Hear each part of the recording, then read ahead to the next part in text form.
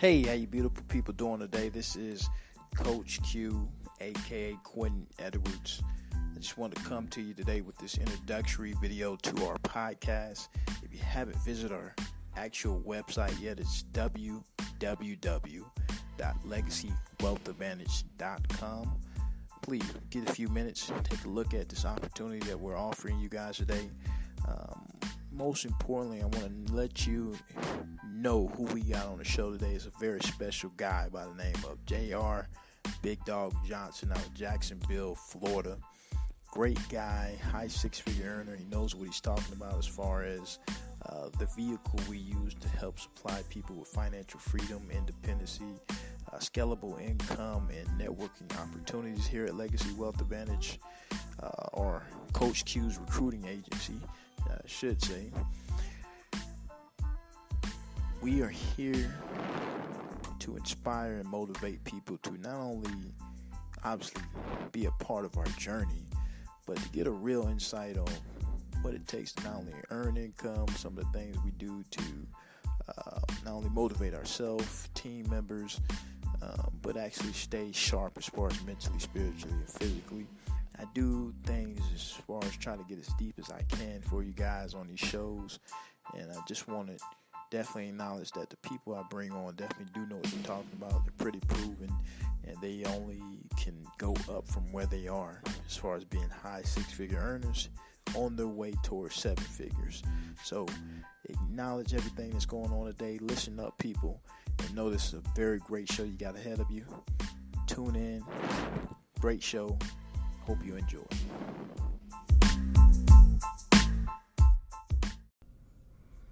What's going on, beautiful people? It's your boy Coach Q, aka Mr. Awesome, aka Quentin Edwards. I'm doing an interview today with a very special person here. I got Mr. J.R. Johnson out of Jacksonville, Florida. We're going to be doing an interview today to talk about some real world experiences in our industry, which is the life insurance industry. So I'm very excited to do this segment with him, and he'll see why shortly. We got some real world experiences of what we're going to share to hopefully get you excited about not only getting up, doing something as far as bigger, better opportunities in your life, whether it's this industry, whether it's just another industry. We just want to help you be a better you in life. So without further delay, here is my boy JR. JR, tell the people about yourself. Hey Q, I appreciate you inviting me onto your podcast today. And my name is J.R. Johnson. I'm actually the Senior Regional Director for Senior Life Insurance Company, and I've known Q now for probably about a year, right? So about a year. Yeah, he's been trying to catch up with me. He's got too many AKAs though, but I only got one. And that's AKA Big Dawg. So, if you hear anybody say J.R. Johnson or Big Dawg, that's who they're talking about. That's you, huh? That's me. So, J.R., where exactly are you from originally? Well, originally, long story. Originally I'm an Army brat, man. My dad was in the Army, and he was over in Germany back in the early '60s, and met my mom, and she was only. Kind of a long story. I don't tell them all my personal business, but she was young, man. She was 14 years old, and he was 24 years old, and he didn't know it. And then she got pregnant with me. She had me when she was 15 years old. We lived over about 4 or 5 years, and then I've been all over the country. I lived everywhere from Las Vegas to Biloxi, Mississippi to Jacksonville, Florida, and all in between. So. Were you born in Germany? I was born in Germany. I was raised in Germany the first 4.5 years of my life. And matter of fact, when I was a kid, that's all I could speak was German. So. Wow. So that's like your first language? Yeah, that's my first language, yeah. Wow. Now that's interesting.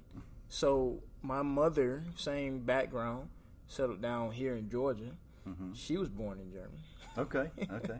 But you have your United States citizenship because... Yeah, when I turned 18, I joined the United States Air Force. Okay. And when you join the military for the U.S., you have to choose, because I had dual citizenship up to that point.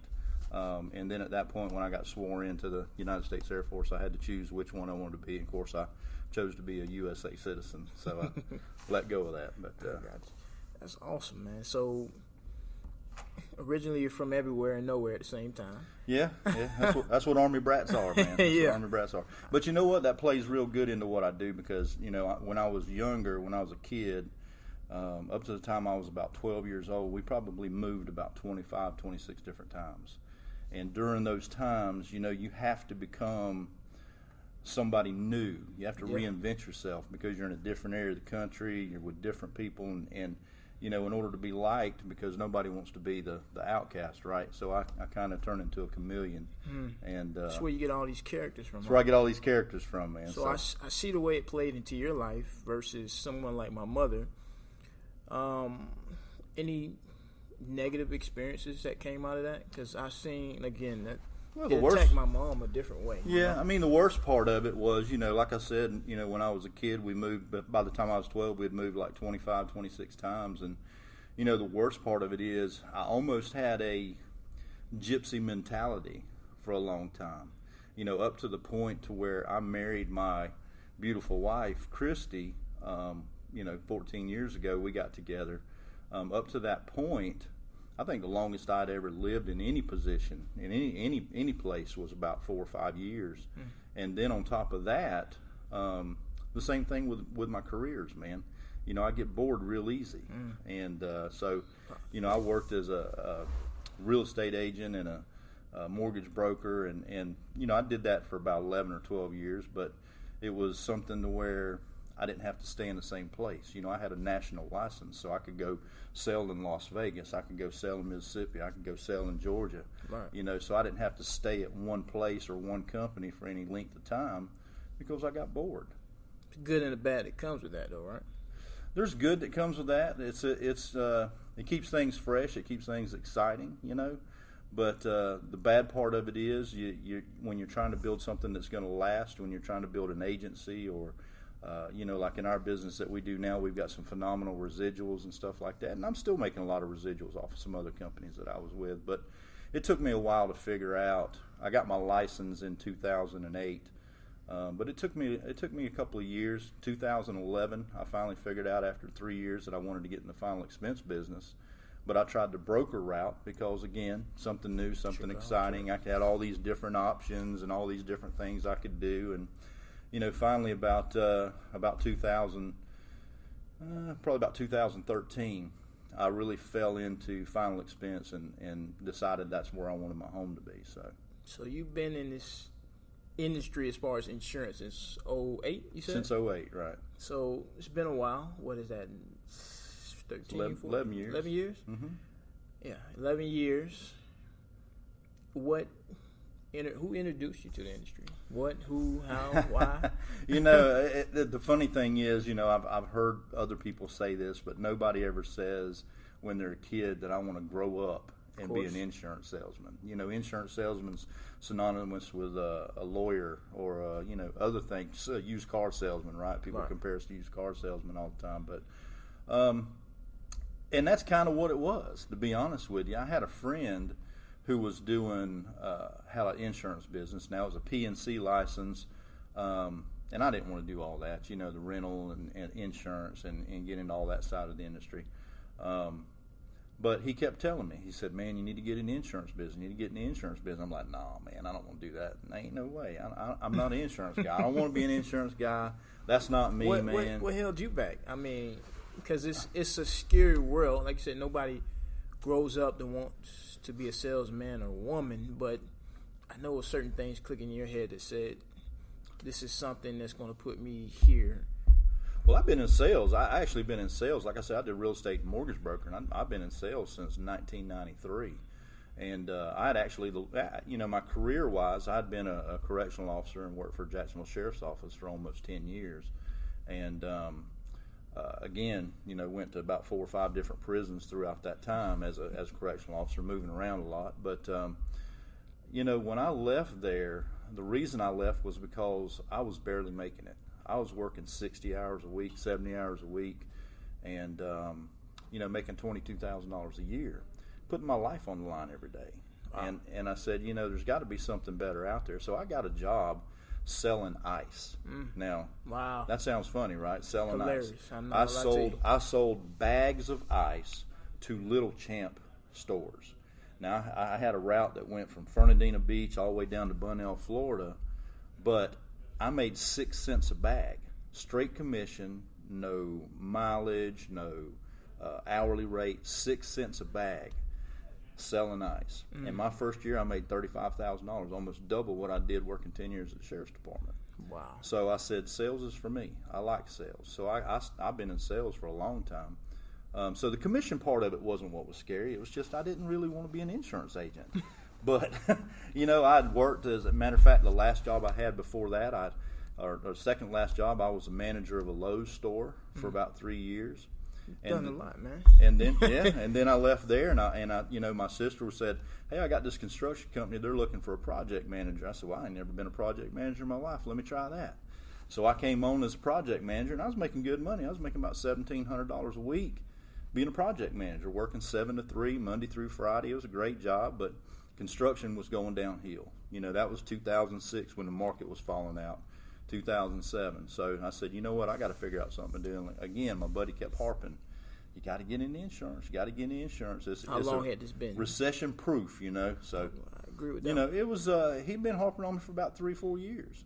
That I needed to do that. How many flips of careers have you had since the 3 or 4 years he was just trying to get you? Were you at one place, or you? During that time, yeah, I was.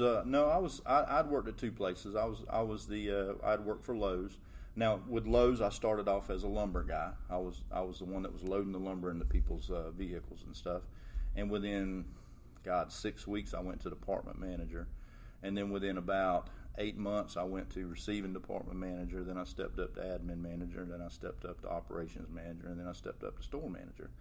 Now, that's usually about a 10-year process, and I did that in a year and a half. So, again, I moved that real leadership fast. Quality that you have upon yourself, where they really saw something in you, I'm guessing, correct? That, self-discipline. I was the guy that always showed up to work, that always did what, I didn't wait to be told what to do. Right. I went in, I saw what needed to be done, I took care of it, took charge, and that, that's always been the way that I've been. Ever since, like I said, when I was a kid, we moved all the time. So as soon as I go into a new place, man, I had to take charge. What?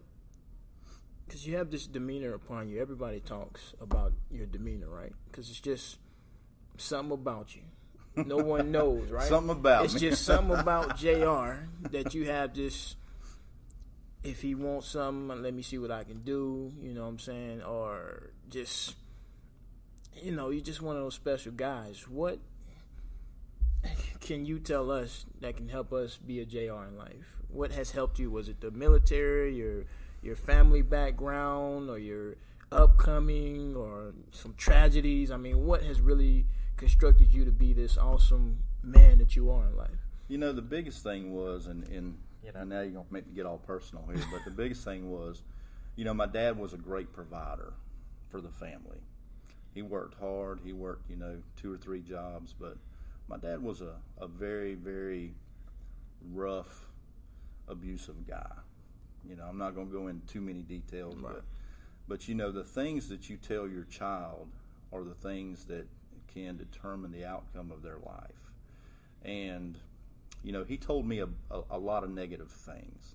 He told me that I was never going to amount to be anything. He told me that I was stupid. He told me that I was worthless. He used all those kind of things amongst other things. And really my driving force, when I turned about 18 years old and joined the military, at that point in my life, my biggest thing was, I'm going to prove everybody wrong. I'm going to prove everybody that I am somebody, that I am something, that I am capable of doing whatever I set my mind to. And I don't care what it is, you can't tell me I can't do that. That's just going to make me fight that much harder to get it done. Come a long way, indeed, huh? I've come a long way. It was a lot of conscious choices in life that I had to make to overcome that stuff. And even today, I'm not going to tell you my age, but I'm a little older, But even today, sometimes those things, they creep back into my mind. And again, it's, I have to make a conscious decision to not be the person that I was told constantly as a child that I was going to be. So one of the things I do is, as far as that switch I made about 2-3 years ago myself. The way I conditioned my mind, right? That psychological shift is what I call it, to see the world in this completely different atmosphere, dimension, whatever terminology you want to use. Is every day I'm filling myself with steps, workouts. I mean, it's all mental. Same stuff I used to get from my trial and error in life, which was football. Mm-hmm. A lot of people, that's either, sports, if they took it serious, or the military or something like that. Mine was the sports background and just applying that to different aspects in life. I just want to see, just on a deeper side, without going too deep, what are some of the little things that you do or have done or mm-hmm. probably still do mm-hmm. to get that mental conditioning going for you? Because like I said, you're a different guy, right? You sit down with somebody or you tell somebody to do something, it's like you can tell them, but you're saying it in the most respectful manner. You're like, it's like, I'm going to do it because JR told me to do it. Yeah. So, and then you have this, like you said, this thing about you where you're going to get it done. We're going to do it because JR is going to work his tail off to get it done, and that's not going to be an if, and, or but about it. So you've done some mental conditioning over your life, right? I've done a lot of mental conditioning, and a lot of it was, again, my dad. Let me tell you the good part about my dad. He instilled my work ethic in me. Okay, like I said, he was a hard-working man. He worked 2-3 jobs at a time. But when I was 10 years old, and I'm going to go back a little bit here now. When I was 10 years old, we bought a piece of property that was 5 acres. And it was the thickest, most covered briars, trees, bushes, weeds, snakes. I mean, it was nasty. And at 10 years old, I had a chainsaw and a sling blade oh my God. and a 20-inch push mower. And me and my dad cleared that 5 acres. So by the time I was 12 years old, I could work circles around grown men. And I was strong. When I was 14 years old, I'll talk about sports background for a second. I played one game of football as JV, and halfway through the game, coach come to me and he said, "You're starting varsity next week." I was running back. I was strong safety. I ran a 4.2 40, 4.3 40. I was fast. I was strong. Football season was over. Coach come to me, said, "You ever lifted weights?" I said, "Never touched a weight in my life." I weighed 147 pounds, and the first time I ever touched a weight, I bench pressed 225 pounds. Wow! So, I had a good sports career. Matter of fact, I was 15 pounds off the world record at age 19 for bench press. I weighed at that time I weighed 184, and I was bench pressing 545 pounds. So. Wow. What you think you can hit right now? Well, I'm old, got a bad shoulder and all that, but the other day I was trying out some stuff, and we did deadlifts and stuff like that. I can probably deadlift still about 350 pounds. No, my highest benches ever was 405. So you've 405. I used to do 10 reps with that in the incline bench, man. But as far as mental conditioning goes, again, the big and let's just go back even a little bit more. I was raised in a Christian family. My when I say that, my mother was probably the best Christian person I've ever met in my life, and probably the only reason that I'm still alive, to be honest with you, because there was times that she actually had to grab a hold of me and snatch me out from under what was going on, and we jump in the car and leave for a few hours for people to calm down. So I was raised in a Christian home, and my mother was a big part of that, and I think that my Christian faith plays a lot into where my inner strength come from. Matter of fact, I kind of ran from God for a little bit, and when I turned, how old was I? Golly, I was about 46, 45, 44, 46, somewhere in there. I actually decided to quit running and went to seminary school and got my bachelor's degree in theology, and actually pastored a church for a long time. So a lot of lot of my inner strength and mental strength comes from just from God Himself. You know, just from, your faith has definitely been a determining factor of what shapes you. Oh yeah. Do you listen to tapes, books? Every day. Meditate. Every day. I have a devotional. You know, I do my, you can call it meditation if you want to, but I do my silent prayers and my devotionals every day. And you know, one of the things that I tell people all the time is that you got to be mentally prepared to be successful. It's not something that comes easy. And one of the things that I do for that, obviously, is again, my faith is what keeps me grounded. But like when I go to the gym, I'm always listening to motivational videos and watching motivational tapes. And I've read tons of books, you know, Zig Ziglar, Tom Watkins, you know, just everything I can get my hands on. But that's kind of what I do. So in regards to your career, mm-hmm. you've been doing this for 11 years. What really made you go from doing Mr. Everything to just one thing? What was that shift like, and what helped inspire that for you? It was hard. It was really hard, but I think the biggest part of it was that I realized that there's not a whole lot of, and I say this with all humility, there's not a whole lot of J.R. Johnsons out there that can juggle 13, 14 different things at one time. And I was having a real hard time. You know, I could bring people on, I can get them pumped up, I can get them out there selling some stuff, but I was having a hard time keeping people because there was too much. Yeah, it was too complicated. It was too many things to learn, too many different carriers, too many different medication lists, and you know, you could go here for this or that for the, you know, for somewhere else. And you came up in the day and age where it didn't have all this technology, where it's a little bit right. So easier. it was you know, my trunk I used to laugh, but I had 6 milk crates, you know, in my trunk with folders for all my different carriers. I had different paperwork. When you go into a house, you had no idea who you were going to sell, so you didn't take anything in with you other than just basically your notepad, you know.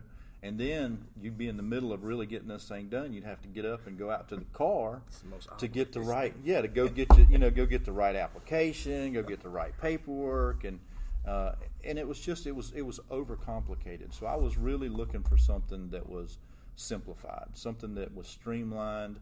And you know, I went to our competitor. You know, I used to work for our competitor, right. And I did very well over there. You know, I that's where I figured out that one product and one company is the best way to go.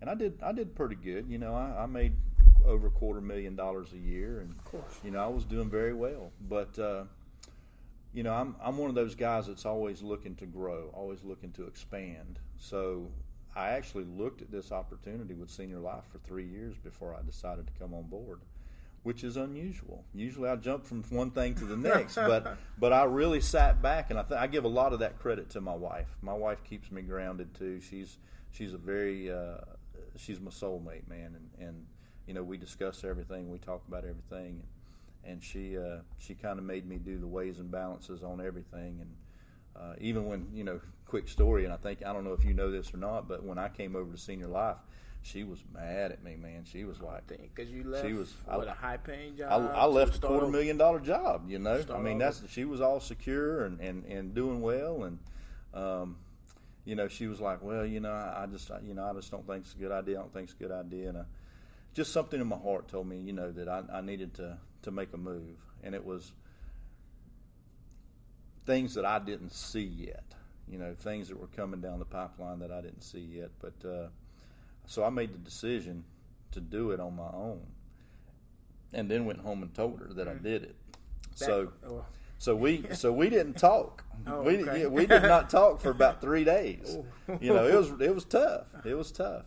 But I will tell you, probably about 6 months in or 7 months in, she actually came to me, and I'm glad you're recording this because nobody ever, you know, will believe it. But she came to me and said that she was wrong, and it was a great thing that I made that move, and she really was happy that I'd done it. So everything works out. Everything works out. Because to be honest with you, I don't know why I understand why she was upset, but she should know, like I do, JR's gonna make money anywhere. She knows that now. Matter of fact, we were talking about this trip this morning, And I told her, I said, honey, I said, man, this place is expensive. She said, don't worry about it. She goes, you know you're going to make all the money you need. I'm like, I know, but still, this place is killing me. Yeah, it's an expensive place right here.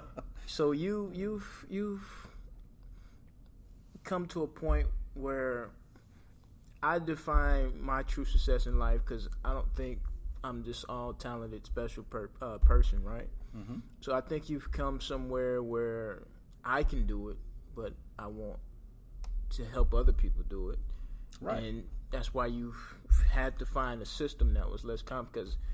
Because talking to me back in the day, you wouldn't have got me. I would have been like, I'm going to keep moving to see what else I can find. I'll come back to you. Right. Because, I mean, that's ridiculous. I mean, right. Of course, this technology's made it better. I don't even really see the stuff that you had to go through, but if I had to at this point in my career, I just have to do it type stuff. But I define my success as I need people to help me be successful in life, to make money, to accomplish goals, because you can make all the money in the world. You're going to get lonely without that team, that support system in your background, right? Well, and it's not really about being lonely. It's just about, like I said, I'm really grounded in my faith.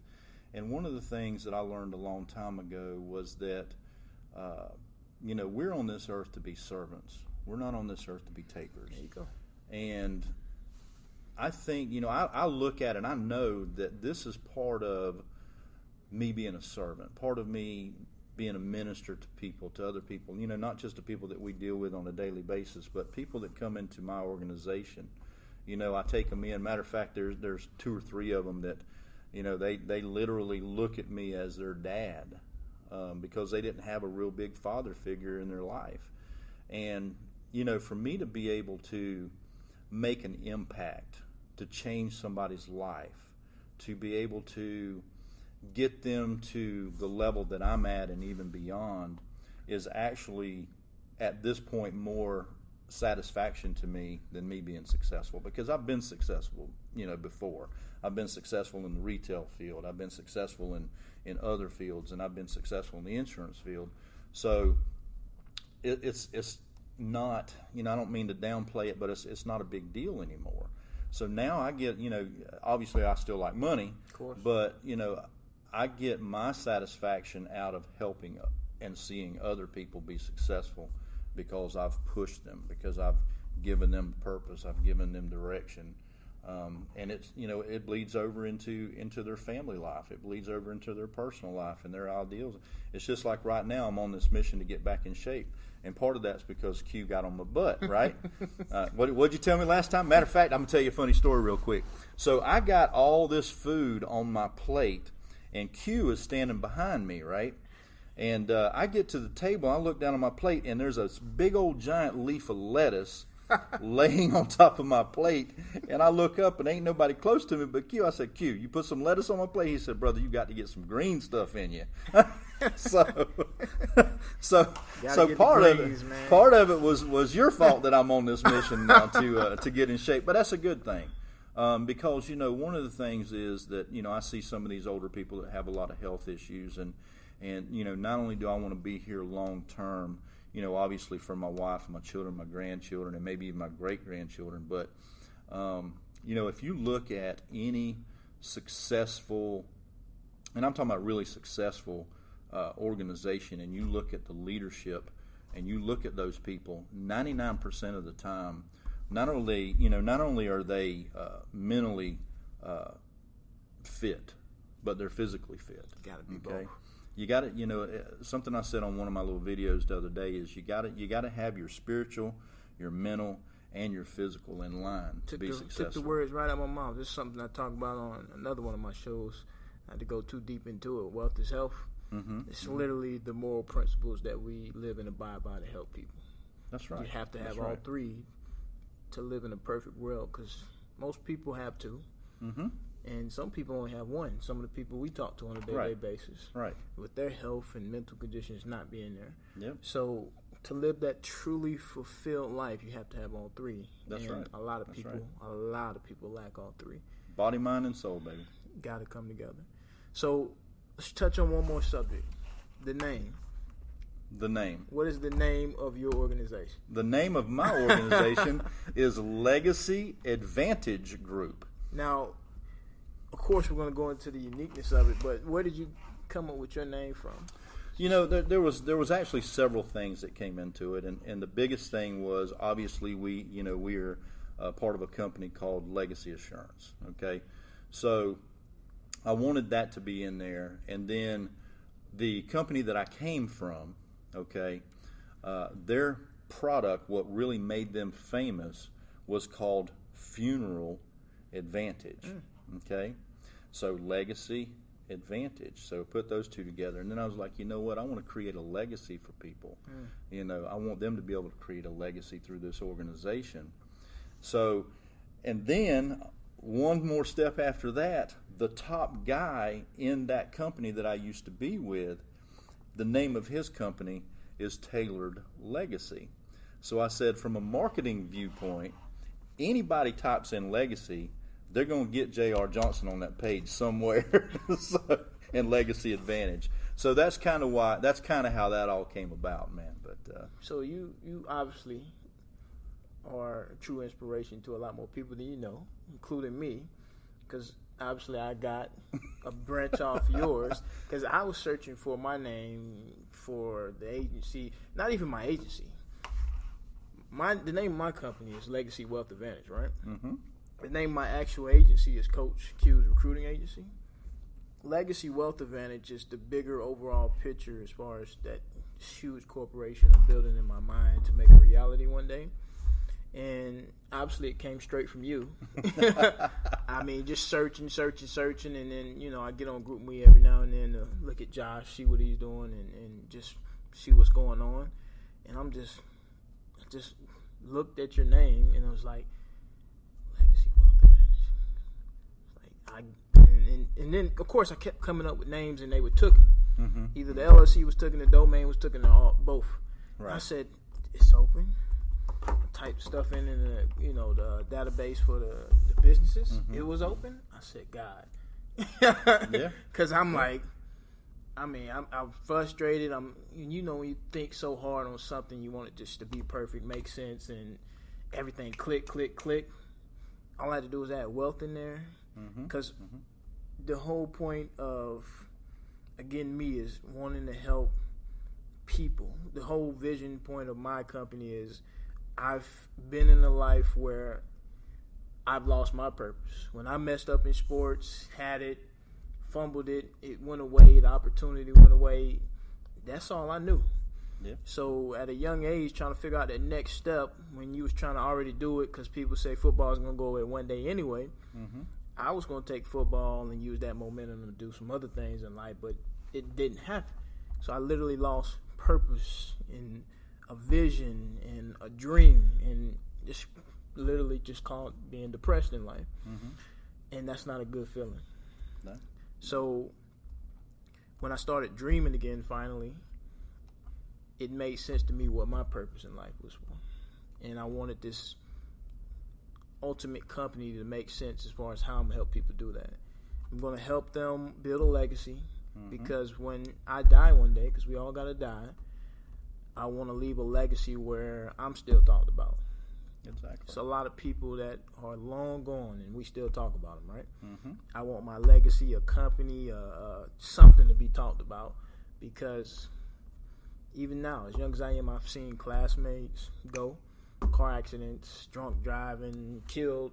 Yeah. I've seen people get killed in front of me. I mean, it's that anxiety in you that's like, I'm just going to be somebody talked about for a day or two, and what else? Yeah. And then at that point in life, of course, I'm even down on myself anymore. I don't think anybody is going to really care about me other than maybe my mom, as far as thinking about me. So to wake people up and expand their thought on as far as thinking bigger, better for themselves, to what are you living for? Because a lot of people don't live with a purpose, and that's why they just kind of go through life blah, blah-de-da, without this clear vision statement as far as what are you here for and what's your purpose. And then I added wealth in there, and a lot of people think that's for just money. Money's important to me, by all means, as far as is as important as breathing, right? Because you need money for everything. Yeah. A lot of people underestimate Money that. don't make you happy, but it can make you better. Yeah. a lot of places in the area in this life, at least, because I mean, trying to do some things in life for free, you won't get many places. You'll get somewhere, but not many places. Not like how you want to. But wealth is that abundance that you give in life, and to give something, you got to have it, and you got to be good at it, and you got to know what you're doing and talking about, which me tying health and finances in that, between the two shows and the two things and the two messages that I'm spreading in life, I want to help people find that wealthiness, that fulfillment in life, right? To spread abundance to self, because usually when people have an abundance of something, they tend to spread it, right? Such as yourself. I'm good in this area where I know so much about it, I have so much of it, whether it's money or knowledge, I'm going to spread it to the world, because what am I going to do with it after I'm gone? And then you got the advantage. That's you it. Just I'm going to do all this stuff for you and help you have an advantage of doing these things in life. Yeah. So literally all this stuff is a connection of tying together for the bigger overall picture. And I really appreciate you. I don't know how long it took you to come up with your actual name, but after looking at yours and then just it just came clicking together, and I took it from there, and I love it, as you can see. I wear it everywhere. It's my pride and joy, and it's as new as it is. I just know where it's going to be towards the end of my life, and something to be proud of. That's right. So That's right. I'll always be able to tell the story, even when you're long gone, because you are a lot older than me. You'll still live on in my memory. You never know, man. You never know. Now, don't tell me that. I might live to be 110 just to prove you wrong. You live to be 110. I'll still be way behind you if I'm still here. So I'll definitely still be talking about JR. You know, I know this guy named JR. He helped come up with this $100 million company's name. That's right. That's right. And I like that. 100 million. Claim it. That's right. Yeah, all day. That's right. All day. So anything else you want to share with the people as far as what the JR story can do to help build them up in life, physically, mentally, spiritually? You know, I'll just leave it. I'll just leave it with this: that there's a lot of people out there that blame their childhood, their circumstances, their marriages, their parents, the area that they grew up in. They blame a lot of other people for where they're at in life. But I learned a long time ago that life is about choice. And every choice you make, whether it's a good choice or a bad choice, has a consequence. So if you're going to make a choice anyway, why not make the right one? Why not make a good one? And why not take advantage of it? And any shout-outs you want to do? Any shout-outs? The company, Facebook, go ahead, man. No. Legacy Advantage Group, man. Legacy Advantage Group. But, just shout out to, obviously my, like I'd mentioned earlier, my wife is, she's my rock, man. She's my soulmate. And I wouldn't be the JR that you know today without her. We've been together for a long time. Been married 12 years this year, but been together for a long time. And it's like we've been meant to be together forever. So definitely shout out to her. Shout out to Billy Pilcher and Mike Pozo and Mitch Connors. There's a bunch of people that have inspired me to step up. A lot of times, and even now, still because of the situation I told you about earlier. Sometimes people see a lot more in me than what I see in myself, and it's because of people like that and people like yourself, and that sometimes push me to take that next step or that next level. So big shout out to all of them, man. So this is a little fun fact for me before we go. You went from average salary of what a year? You mean when I was just everything else? Everything else, like except for the insurance world. Yeah, except for the insurance world. I mean, I probably I made good money. Whenever I was a store manager for Lowe's, I was making about $75,000 or $80,000, but I was working, 90 hours a week. No time. I already know how that goes. Walmart. Yeah, I was making. I was working 80, 90 hours a week. Because as a manager, as a store manager, especially, Anybody calls out, you're the one that's got to cover. There. You know, you got to be there. So I commend those type of people because I've seen it. I worked at Walmart, and again, when I was going through my little spin in life as far as figuring out what I wanted to do, I knew that wasn't it because I've always felt out of place just being at a job.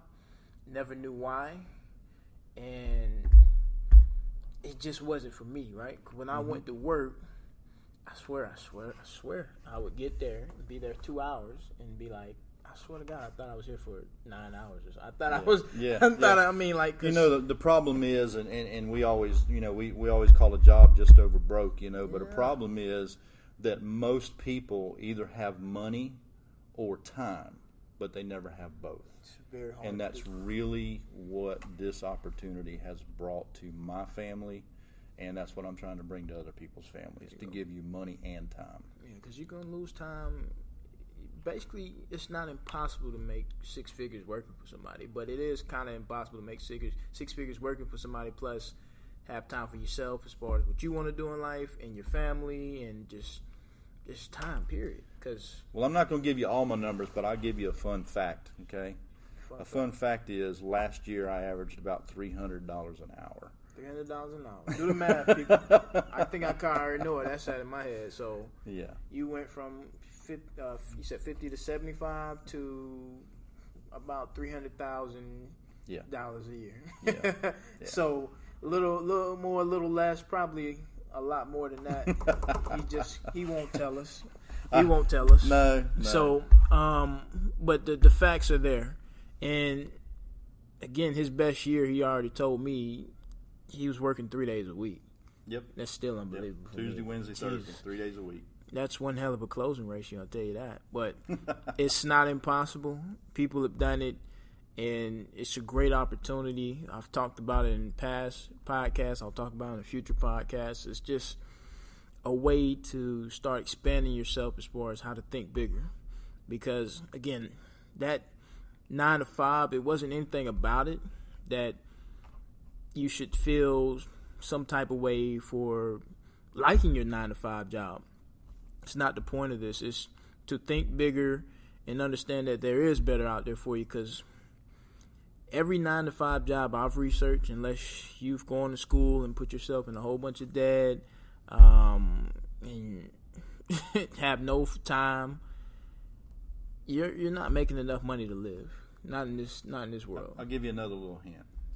I make 6 figures just in overrides and residuals.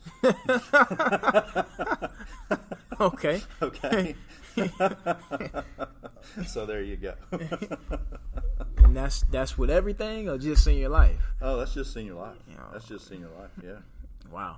Yeah. So think bigger, be bigger, and do bigger things. And what you expect out of life is exactly what you'll get.